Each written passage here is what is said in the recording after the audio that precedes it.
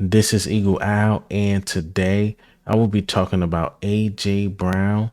Yes, AJ Brown made history. Also, Bradley Roby will be back against the Kansas City Chiefs.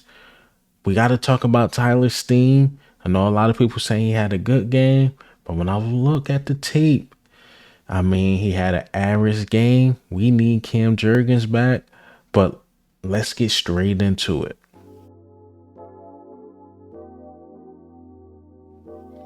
All right, so yeah, let's get straight into it, man. But before we get straight into it, we got to talk about the Cowboys, man. The Cowboys, I never see anything like this ever.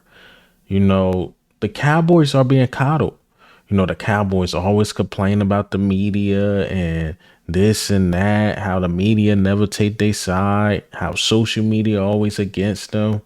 But the praise I've been seeing for Dak Prescott and the Cowboys, I had to go back and watch the game. Like, did we win?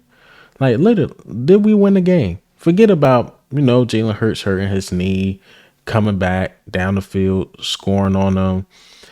Forget about we scored 14 points to 0 in the third quarter. Everybody mentioning the Cowboys' fourth quarter.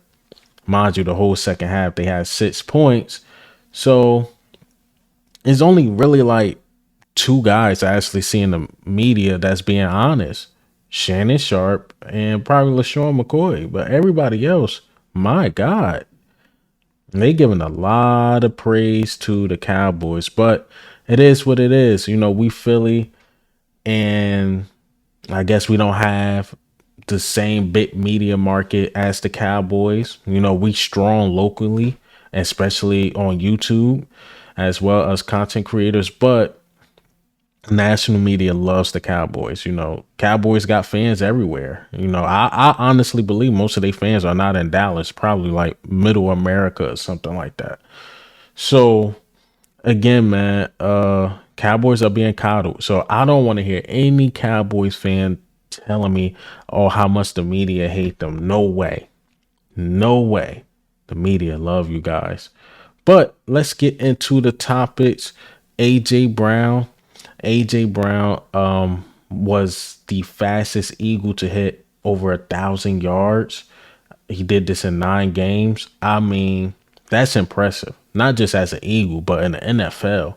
That's very impressive. We know about the streak. He beat Megatron's streak. It ended against the Cowboys, but still had a solid game. I believe over 60 yards or 70 yards, something like that, and a touchdown. Jalen Hurts did spread the ball around a lot. Dallas Goedert got touches. Smitty got touches. AJ got touches, of course. Like, a lot of people touched the ball last game. So it was hard for AJ Brown to go berserk like that again. Unlike the Cowboys, whereas though nobody else was really getting off besides CeeDee Lamb. So it's pretty understandable why CeeDee Lamb did what he did and AJ did what he did. Whereas though our quarterback was spreading the ball and their quarterback had no choice because no other receiver was stepping up besides CeeDee Lamb. But back to AJ, man. Again, just coming here, breaking records. And I said this, and I said this last year. Oh, I wish I had my old YouTube page, but it is what it is. On my old YouTube page, I said AJ Brown is the greatest receiver in Eagles history. A lot of people came at me so hard, pause. Like, yo, nah, that ain't true. You remember T.O.? Then a lot of people tried to educate me on history, like on Carmichael and those guys. I'm like, look, those guys are dogs, but I believe AJ is a different breed. I believe AJ is a different breed. And T.O. did what he did with other teams. So I'm just saying, like, wearing green because T.O. is a Hall of Famer and AJ got some years to go. But to put on that midnight green, hell, AJ Brown put on Kelly green too. To put on those colors, AJ Brown is probably going to be one of the greatest receivers in Eagles history. Now, I know a lot of people want it to be Smitty, and Smitty is going to be great. He's breaking records with his catches. Like, yo, Smitty don't drop balls. That's why when he was doing it, it was, not right when he did it against the Jets. Like, it didn't feel real. But Smitty catches a lot of passes. But AJ, when he touched the ball, it's like Derrick Henry going out for routes and DBs are trying to tackle him. It's just hard to get him down. Like, he's a different guy. So I believe he would be the best receiver in Eagles history. Stay healthy, keep doing what he's doing. Hell, even if he leave at the end of his contract, the things he did in his 4 years, even though we probably extend them some way, somehow, how we will find a way for AJ to stay in Philly. But right now, I'm telling you, man, AJ is a dog. All right, so let's go into the next topic. Bradley Roby will be back against the Kansas City Chiefs. He will be back, and I love it. I definitely love it because we got to be honest. Eli Ricks is not a slot corner. Sidney Brown is not a slot corner. Those dudes play different positions because the numbers were insane.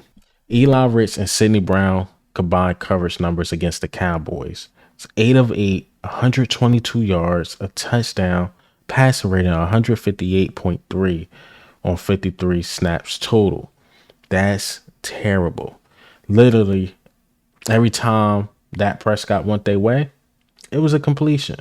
And I'm not trying to go in on those guys because that's not their natural position. A lot of people came at me, or some people came at me like, yo, you went hard on Job and you're not going hard on these guys. So if Sidney Brown was playing his natural position at safety and he was getting toasted like that, of course I'd say so. If Eli Ricks was on the outside and playing like this, of course I will say so. But you telling guys, you cross-training them, and hopefully they get better at this slot corner position because we really don't have any. Cross-training these guys and hoping they be good or above average, and that's just not their position. It's just simply not their position. Unlike Job is an outside corner, and he was getting cooked outside.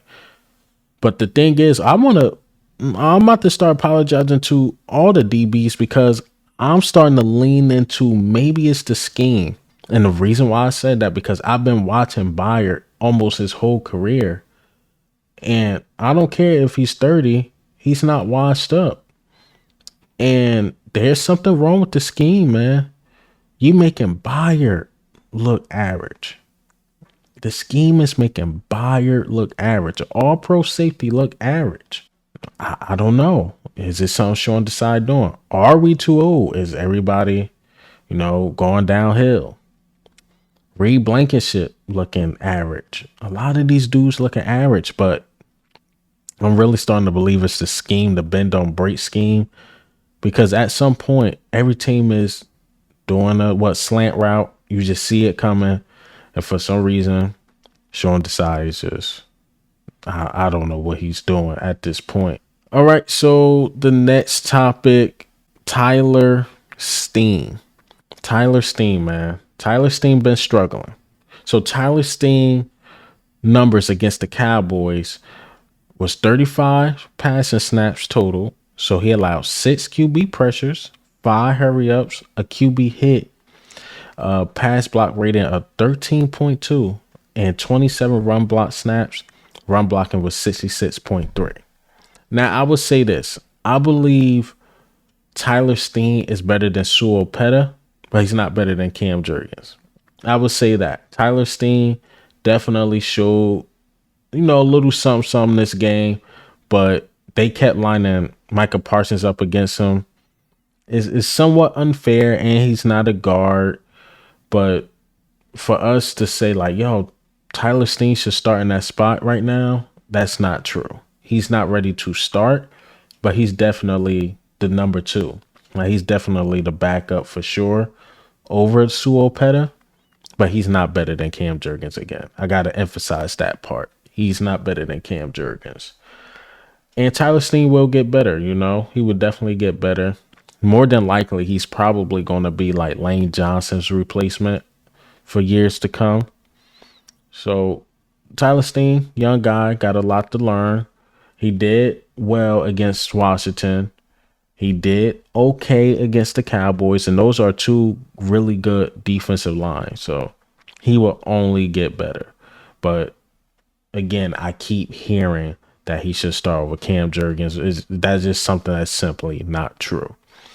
I guess lastly, this is like a bonus topic because I meant to talk about it in the last topic. Slay.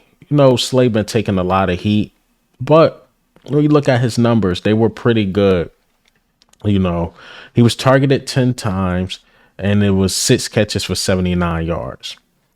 And CD Lamb accounted for 65 of these yards with the 7 targets and 4 receptions.